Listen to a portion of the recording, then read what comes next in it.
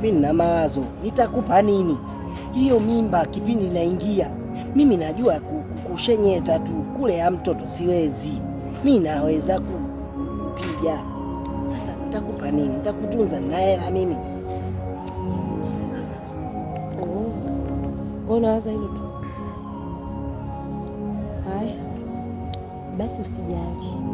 Mimi ngoja nitafute baba mwingine yote nimpe. God have mercy upon us. Oya, mama. Huo ndo mchezo sasa. Mpelekee mimba huyo mtu mwingine kabisa. Hapo utakuwa umecheza. Mpe tena, mwambie hii mimba yako kabisa. Yaani kiwezekana shuma. Nakupenda. Mimi kushenyeta ndo kwangu. Lakini kulea mimba siwezi. Wewe sikia. Usijivae kama za mwamba. Sijui unanielewa? Hii mimba yako haiendi kwa mtu mwingine yoyote. Au ndo za mwamba? Za mwamba vipi? Sasa mimi mpelekee, mwambie hiyo mimba yako. Aujourd'hui aussi c'est